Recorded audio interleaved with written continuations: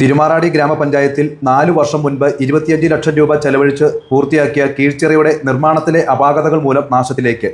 നിർമ്മാണത്തിലെ അപാകതകൾ മൂലം നവീകരണത്തിനായി വീണ്ടും 24 ലക്ഷം രൂപ അനുവദിക്കേണ്ട സാഹചര്യം ഉണ്ടായത് സർക്കാരിന് വൻ സാമ്പത്തിക നഷ്ടം ആണ് ഉണ്ടാക്കുന്നത്.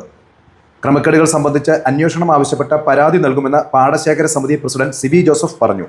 തിരുമാറാടി പഞ്ചായത്തിലെ കീഴ്ച്ചിറയിലെ ഒരു 20 ഹെക്ടറോളം പാടങ്ങൾക്ക് സൗകര്യപ്രദവും വെള്ളത്തിന് വേണ്ടി ഉപയോഗിക്കുന്ന ചിറയാണ് കീഴ്ച്ചിറ.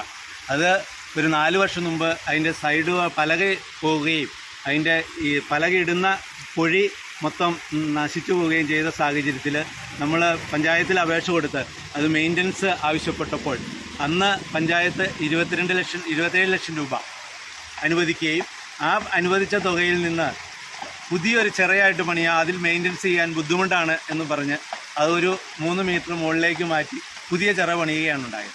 അത് പണിത് കഴിഞ്ഞപ്പോൾ തന്നെ അന്നത്തെ പല ആക്ഷേപങ്ങളും അന്നത്തെ AED അടുത്ത് നമ്മൾ പല പരാതികളും നമ്മൾ പറഞ്ഞുവെങ്കിൽ പോലും കൃഷിക്കാരെന്നുള്ള രീതിയിൽ ഇന്ന കാര്യങ്ങൾ വേണമെന്ന് പറഞ്ഞെങ്കിൽ പോലും അത് ചെവിക്കൊള്ളാനോ അത് നടപ്പാക്കാനോ അന്നത്തെ AE കൂട്ടാക്കിയില്ല.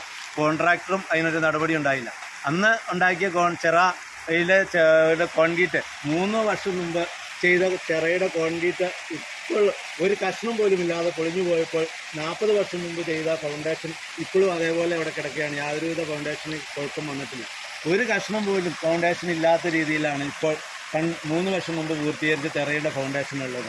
ഇത് അടിയന്തരമായിട്ട് ഇതിൻ്റെ ഫൗണ്ടേഷൻ നന്നാക്കുകയും ഇതിൻ്റെ ചിറയുടെ മെയിൻ്റനൻസ് നടത്തുകയും ചെയ്തില്ലെങ്കിൽ ഈ കാലവർഷത്തിൽ ഈ ചിറ മറിഞ്ഞു പോകാനുള്ളൊരു സാഹചര്യമാണ് ഇപ്പോഴുള്ളത്.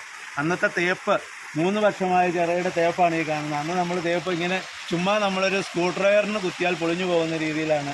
താഴത്തെ വെള്ളം വരുന്ന ഭാഗത്ത് മൊത്തം ഇത് പോവുകയും ചെയ്തു. തേപ്പ് പൊളിഞ്ഞു പോയിട്ടുണ്ട്. അന്നൊരു തേപ്പ് പൊളിഞ്ഞു പോവുകയാണെന്ന് പറഞ്ഞപ്പോൾ അന്നത്തെ AE പറഞ്ഞതനുസരിച്ച് ഇത് നിർദ്ദേശപ്രകാരം വൈറ്റ് സിമെൻ്റ് അടിച്ച് ഒരു ബലപ്പെടുത്തുക എന്നുള്ള രീതിയിൽ ചെയ്ത ഭാഗമാണ് മുകളിലേക്കുള്ള ഭാഗം. ആ ഒരു രീതിയിൽ ഏറ്റവും മോശമായി കിടക്കുന്ന ഒരു ഭാഗമാണ്.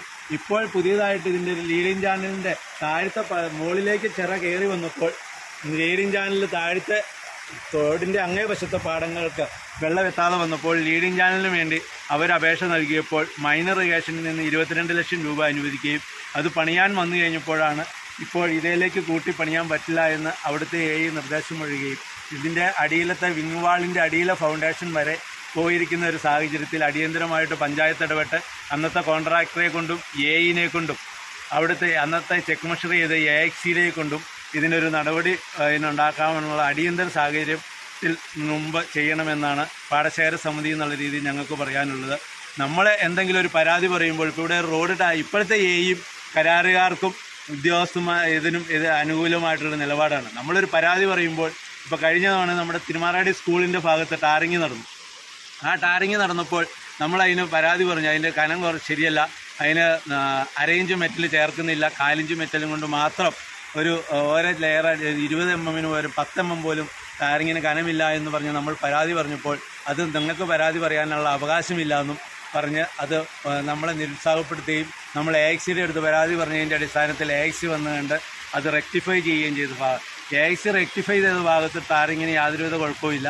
നമ്മൾ പരാതി പറഞ്ഞ ആ ഭാഗങ്ങളിലെല്ലാം ടാറിങ് പൊളിഞ്ഞ് ആ റോഡ് ഇപ്പോൾ 1 മാസം പോലും ആണ് മുമ്പ് സഞ്ചാരയോഗ്യമല്ലാതായി ഇട്ടിരിക്കുന്ന ഭാഗമാണ് കാണുന്നത്. അതുകൊണ്ട് ഇവിടുത്തെ ഉദ്യോഗസ്ഥരുടെയും ജനപ്രതിനിധികളുടെയും ഒരു അടിയന്തരമായിട്ട് ഈ കാര്യങ്ങളിൽ ശ്രദ്ധയുണ്ടാകണമെന്ന് മാത്രം പറയുന്നു.